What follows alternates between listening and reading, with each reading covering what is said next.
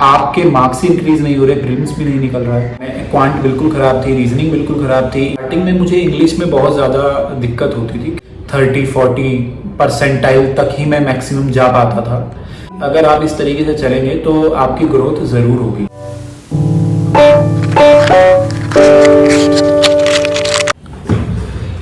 Hello दोस्तों, तो आशा करता हूँ कि आप सभी ठीक होंगे।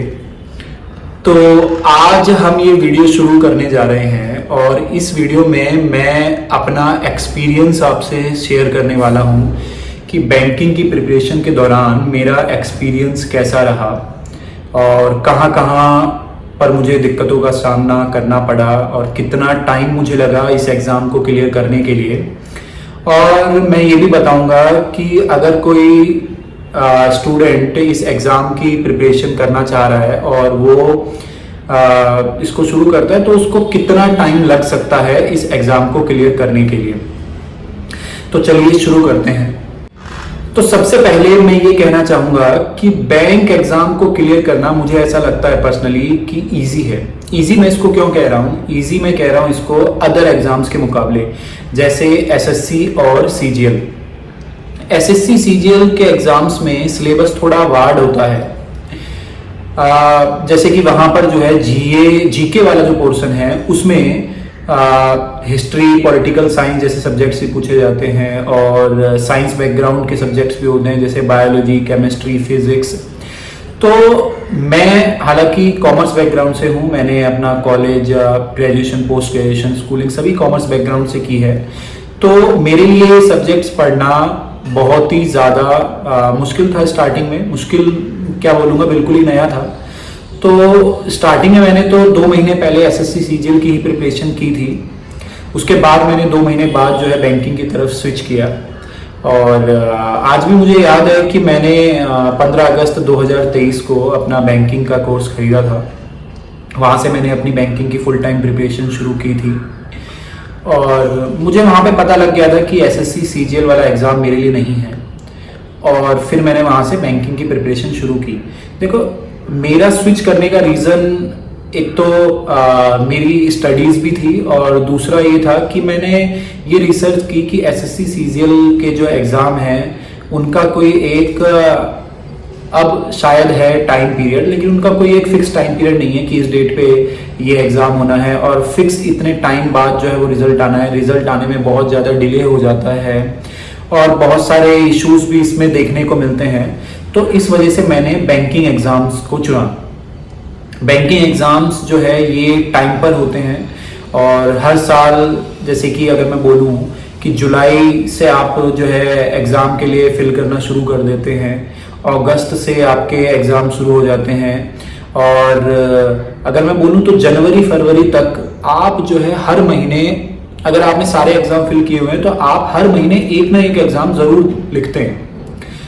और इससे क्या होता है कि आपकी कंसिस्टेंसी बनी रहती है और कोई भी एग्ज़ाम में अगर आपकी कंसिस्टेंसी बनी रहती है तो उस एग्ज़ाम को आप और जल्दी क्लियर कर पाते हैं। आपको रिजल्ट के लिए वेट नहीं करना पड़ता है, आपको नोटिफिकेशन के लिए वेट नहीं करना पड़ता है कि रिजल्ट कब आएगा। तो सभी चीज़ें आपको मालूम रहती है कि इस टाइम पे ये चीज़ें होनी है, तो आपके लिए और चीज़ें जो है वो ईजी हो जाती है। और बाकी इश्यूज जैसे करप्शन, डिसमैनेजमेंट वाली चीज़ें इसमें बहुत कम देखने को मिलती है, ना के बराबर ही देखने को मिलती है। तो इससे क्या होता है कि हमारा जो माइंड है वो डाइवर्ट नहीं होता है और चीज़ों की तरफ। तो ये इसमें सबसे ज़्यादा बेनिफिशियल चीज़ मुझे लगी थी, इसीलिए मैं जो है एसएससी सीजीएल को छोड़कर बैंकिंग एग्ज़ाम्स की प्रिपरेशन मैंने शुरू की। तो जब मैंने बैंकिंग एग्ज़ाम्स की प्रिपरेशन शुरू की, स्टार्टिंग में मैंने ये गलती की कि मैंने अपना बैंकिंग एग्ज़ाम्स का जो कोर्स है वो मैंने एक जो एसएससी सीजीएल वाला फोकस्ड प्लेटफॉर्म है जहाँ पे इसी की स्टडी करवाई जाती है, तो मैंने वहाँ से ले लिया। और वहाँ पर क्या हुआ कि मुझे प्रीलिम्स पे ज़्यादा पढ़ाया गया, मेंस की चीज़ें कम बताई गई, जिससे मुझे जो है वो थोड़ा और ज़्यादा टाइम लगा अपनी प्रिपरेशन को पूरी करने में। तो मैंने पहले स्टार्टिंग के 6 महीने तो उसी प्लेटफॉर्म से पढ़ा और मैंने मॉक दिए तो मेरे उतने अच्छे मार्क्स नहीं आते थे। 30-40 परसेंटाइल तक ही मैं मैक्सिमम जा पाता था। तो फिर मैंने बैंकिंग प्लेटफॉर्म्स को चुना और वहाँ से मैंने अपनी पढ़ाई फिर दोबारा से, मैं बोलूँगा मैंने दोबारा से एक तरीके से कोर्स अपना शुरू किया और वहाँ से मैंने फिर डिटेल में और अच्छे से पढ़ा। तो अब अगर मैं बोलूँ कि मैंने जो सब्जेक्ट्स है, जैसे कि स्टार्टिंग में मुझे इंग्लिश में बहुत ज़्यादा दिक्कत होती थी, क्योंकि अगर मैं आपको सच बताऊँ तो मैं गवर्नमेंट स्कूल से पढ़ा हुआ हूँ जहाँ पर पढ़ाई बिल्कुल भी नहीं होती थी। तो इंग्लिश मेरी बहुत ही ज़्यादा वीक थी, तो मुझे इंग्लिश में मार्क्स बहुत ज़्यादा कम आते थे। तो मैं स्टार्टिंग में द हिंदू का एडिटोरियल भी पढ़ता था, लेकिन उससे भी मुझे ज़्यादा कोई फ़ायदा नहीं हुआ। तो मैंने क्या किया, अपनी इंग्लिश की प्रिपरेशन को अच्छी करने के लिए मैंने एडिटोरियल देखना शुरू किया। एडिटोरियल में देखता था, तो जिस चैनल से मैं एडिटोरियल देखता था वहाँ पे पहले मैं एडिटोरियल को खुद से पढ़ता था और देखता था कि मैंने क्या गलती की है और मुझे कौन कौन सी चीज़ें समझ में नहीं आई। फिर जब टीचर मुझे वो पढ़ाता था तो वहाँ से फिर मुझे चीज़ें समझ में आने लगी कि अच्छा इस तरीके से रीडिंग करनी है।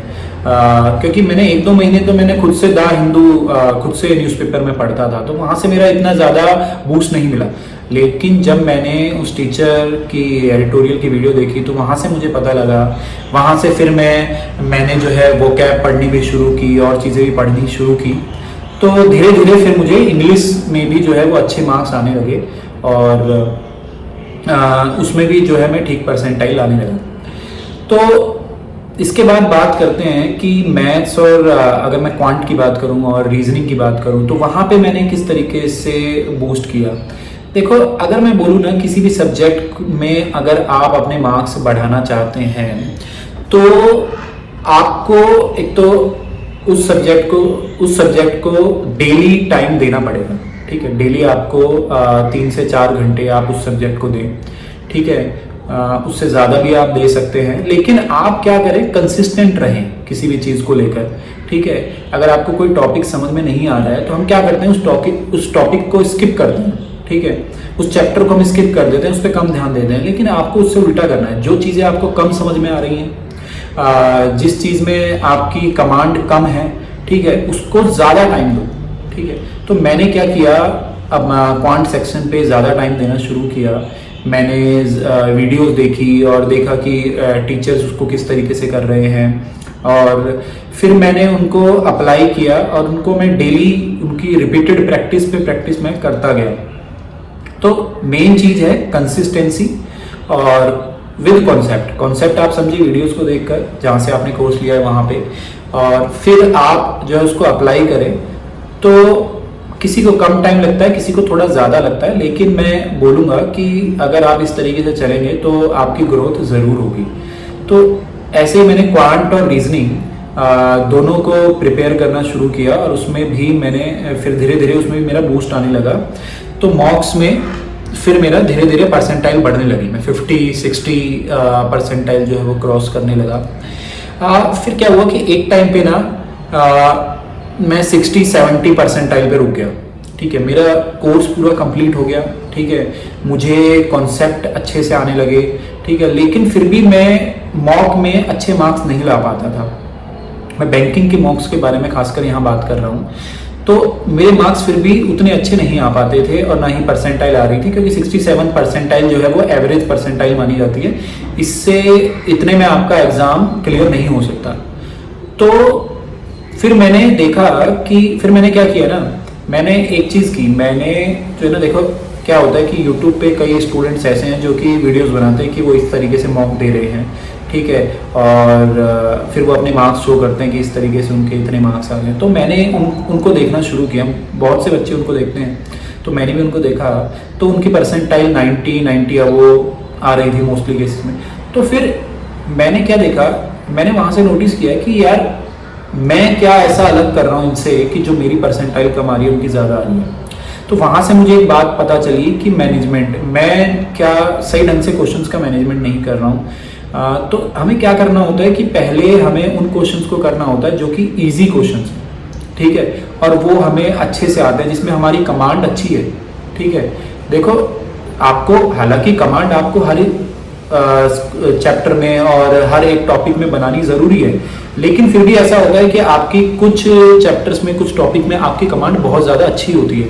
तो फिर मैंने क्या किया, उन क्वेश्चंस को करना शुरू किया। मतलब मॉक्स में मैं उन क्वेश्चंस को पहले करता था, और मैंने मैनेजमेंट किया कि पहले मैं कौन कौन से क्वेश्चंस करूंगा, उसके बाद में कौन से करूंगा। जैसे क्वांट की अगर बात करें तो पहले आप स्पीड मैथ के क्वेश्चन अगर इजी हैं तो पहले आप स्पीड मैथ के क्वेश्चन कर लें, फिर उसके बाद आप जो है अर्थमेटिक के, मतलब वो मॉक पे भी डिपेंड होता है, अर्थमेटिक के क्वेश्चन आपने कर लिए, और फिर उसके बाद आपने डीआई वगैरह कर ली। तो इस तरीके से मैंने मैनेजमेंट बनाया। वो आपको अपनी स्टडी को देखकर, आपकी प्रिपरेशन कैसी है, आपकी किस चीज़ में ज़्यादा कमांड है, उसको देखकर आपको वो तय करना पड़ेगा। ऐसे ही रीजनिंग में भी मैंने देखा कि कौन कौन से क्वेश्चंस मैंने पहले करने हैं। जो 1 मार्क्स के क्वेश्चन है पहले मैं उन्हें करूँ, फिर जाके मैं जो है पजल या अदर चीज़ों की तरफ जाऊँ। तो इस तरीके से मैंने टाइम मैनेजमेंट करना शुरू किया। और दूसरी चीज़ क्या है ना, देखो ये तो एक बात होगी, लेकिन दूसरी चीज़ क्या है कि हम क्या करते हैं, जब भी हम मॉक देते हैं तो मॉक में ना हम क्या करते हैं, क्वेश्चंस को जब पढ़ते हैं ना तो हम उसमें ज़्यादा टाइम ले लेते हैं। मतलब कि कौन सा क्वेश्चन पहले करना है वो तो ठीक है, लेकिन कितनी जल्दी वो क्वेश्चन पिक करना है उस पर भी काफ़ी चीज़ें डिपेंड होती है। ठीक है, उससे भी आपका काफ़ी ज़्यादा इम्पैक्ट पड़ता है। आपको क्वेश्चन जल्दी रीड करना होगा, क्वेश्चंस जल्दी समझने होंगे, ताकि आपके पास टाइम ज़्यादा बचे और आप ज़्यादा से ज़्यादा क्वेश्चन कर पाएँ। हम क्या करते हैं, क्वेश्चंस को रीड करते हैं लेकिन हम उसमें ज़्यादा टाइम ले लेते हैं। तो वो इंग्लिश जब अगर आपकी अच्छी होगी, रीडिंग स्किल्स आपकी अच्छी होगी, तो रीडिंग पे तो जैसे मैंने बताया आपको डेली ही ध्यान देना है, डेली ही रीडिंग करनी है, एडिटोरियल पढ़ना है। तो उससे आप जो है उसका इम्पैक्ट रीजनिंग और मैथ्स में भी, क्वांट में भी पड़ता है। तो वहाँ पे भी आप जल्दी क्वेश्चन रीड करते हैं और जल्दी आप समझ पाते हैं। जितनी आपकी समझने की पावर बढ़ेगी उतनी जल्दी आप जो है ज़्यादा क्वेश्चन कर पाएंगे। तो ये एक चीज़ मैंने देखी। और कई देखो छोटी छोटी चीज़ें भी मॉक में डिपेंड करती है कि हम किस मेथड से कर रहे हैं। कई बार हम जिस मेथड से करते हैं, जैसे कि अगर मैं रीजनिंग की बात करूँ, पहले मैं क्या करता था, जब मैं पजल सॉल्व करता था तो मैं जो उसमें अलग से नोट्स में बनाता था पजल के लिए, वो मैं बहुत ज़्यादा बनाता था। ठीक है, तो मैंने धीरे धीरे उन नोट्स को बनाना कम किया, ज़्यादा मैंने अपने माइंड में ही चीज़ों को करना शुरू किया, नोट्स कम बनाए। ऐसे ही क्वांट में जो स्पीड मैथ्स के क्वेश्चन हैं उसमें मैंने ज़्यादा माइंड से वो क्वेश्चन करने शुरू किए। जो इजी क्वेश्चन है जल्दी माइंड से करूँ, हर चीज़ में नोट ना करूँ, क्योंकि जब आप नोट करते हो तो टाइम ज़्यादा लगता है, और ज़्यादा टाइम में जब टाइम ज़्यादा लगता है तो क्वेश्चन आप कम कर पाते हैं। तो वो चीज़ें मैंने देखी।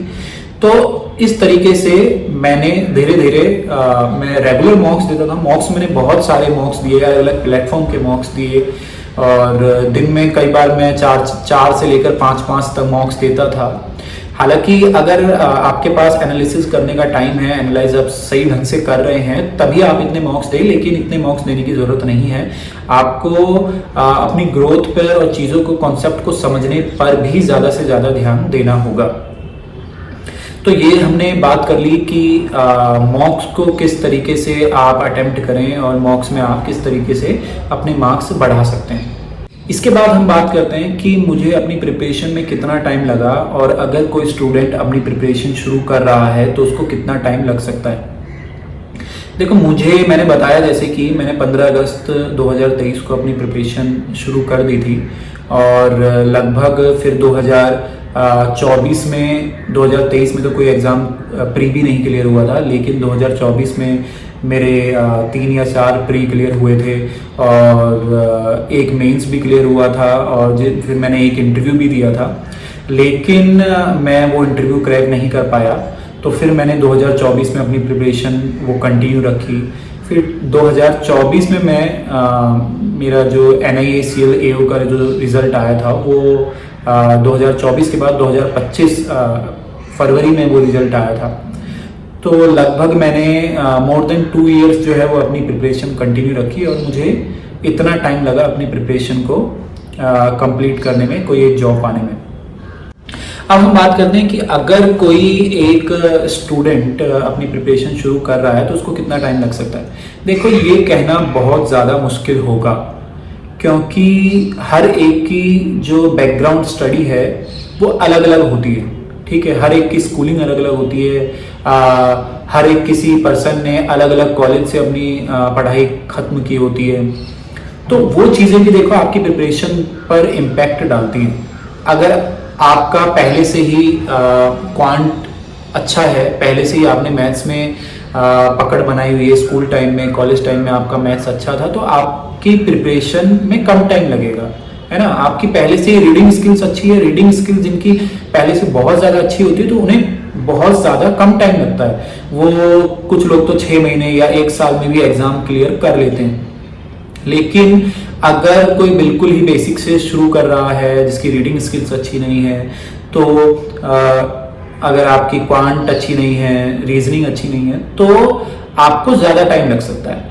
लेकिन मैं ये कहूँगा फिर भी कि अगर आप कॉन्टिन्यूसली टाइम देते रहते हैं, अगर आप डेली मोर देन 8 आवर्स आप डेली स्टडी करते हैं, एवरेजली मैं बोलूँगा, ठीक है, किसी दिन हो जाता है कि आप कम टाइम दिया, किसी दिन आपने ज़्यादा टाइम दिया, लेकिन एवरेजली अगर आपने 365 डेज में 8 आवर्स या उससे ज़्यादा टाइम दिया है, तो मैं नहीं कहूँगा कि कोई भी एक ऐसा स्टूडेंट होगा जो अगर पूरे सही तरीके से या सही डायरेक्शन में प्रिपरेशन कर रहा है और उसको मैक्सिमम से मैक्सिमम, चलो एक बार के सेशन में आपका एग्ज़ाम क्लियर नहीं हुआ, आपने एग्ज़ाम दिए और आप मेंस क्लियर किया, लेकिन आप इंटरव्यू नहीं क्रैक कर पाए, या प्रीलिम्स क्लियर किया, मेंस क्रैक नहीं कर पाए, तो दूसरे अटेम्प्ट में आप इजीली एग्ज़ाम को क्लियर कर पाएंगे। और अगर दूसरे अटेम्प्ट में भी नहीं कर पाए तो आपको पता चल जाएगा कि आपकी गलतियां कहाँ हैं, तो तीसरे अटेम्प्ट में आप क्लियर कर ही लोगे। तो मैक्सिमम 2 या 3 साल से ज़्यादा नहीं लगना चाहिए अगर आप कंसिस्टेंटली प्रिपरेशन कर रहे हैं, अगर आप पूरे मतलब फोकस के साथ स्टडी कर रहे हैं और फुल टाइम स्टडी कर रहे हैं, तो इससे ज़्यादा टाइम आपको नहीं लगना चाहिए। मुझे भी ज़्यादा टाइम लगा इस एग्ज़ाम को क्रैक करने में, क्योंकि मेरी जो है मैं क्वांट बिल्कुल ख़राब थी, रीजनिंग बिल्कुल ख़राब थी, इंग्लिश की जो स्किल्स हैं, रीडिंग स्किल्स, वो बिल्कुल ख़राब थी। तो इन वजह से मुझे इस वजह से मुझे बहुत ज़्यादा टाइम लगा, जो कि अगर किसी की स्किल अच्छी है तो उसको नहीं लगना चाहिए। अब मैं सबसे लास्ट में बात करना चाहूँगा, देखो कई बार क्या होता है कि आपकी प्रिपरेशन बहुत ज़्यादा अच्छी होती है और फिर भी कई बार आपका एग्ज़ाम क्रैक नहीं हो पाता है, ठीक है। मेरे साथ भी ऐसा हुआ था जब 2024 में मैंने आरआरबी पीओ का प्रीलिम्स दिया था, तो मेरी प्रिपरेशन बहुत ज़्यादा अच्छी थी। मतलब कि जब मैं मॉक्स अटेम्प्ट करता था तो मेरे 99 परसेंटाइल या उससे ज़्यादा कई बार आई, ठीक है। और मुझे लगता था कि एग्ज़ाम मैं इजीली कर लूँगा, ना ही प्रीलिम्स में, मेंस में भी, ठीक है। कई बार मेरी रैंक 1 to 10 के बीच में भी आई, ठीक है। तो मुझे लग गया था, मुझे वहाँ पे ऐसा एहसास होने लगा था कि मैं ये एग्ज़ाम तो बिल्कुल अच्छे से क्लियर कर ही लूँगा, आरआरबी पीओ का एग्ज़ाम बिल्कुल अच्छे से मैं क्लियर कर लूँगा। लेकिन जब मैं एग्ज़ाम देने गया और जब मैं एग्ज़ाम सेंटर में बैठा, मैं दिल्ली रहता हूँ, लेकिन मेरा जो एग्ज़ाम था वो देहरादून था, तो मैं वहाँ पे ट्रैवल करके गया। मैंने एग्ज़ाम लिखने को जब मैं बैठा सुबह, तो देखो मेरी प्रिपरेशन बहुत अच्छी थी, तो मेरे को इतना कॉन्फिडेंस था कि कोई भी क्वेश्चन मैं इजीली कर लूँगा। तो मैंने स्टार्टिंग में पज़ल उठाई, मैंने एक पज़ल की, वो मुझसे क्लियर नहीं हुई, ठीक है, वो मुझसे गलत निकली। फिर मैंने उसके बाद मैंने दूसरी पज़ल उठाई, वो भी मुझसे नहीं निकली और मेरे आंसर्स मैच नहीं हो रहे थे। फिर मैंने तीसरी पज़ल उठाई और वो भी मुझसे नहीं निकली।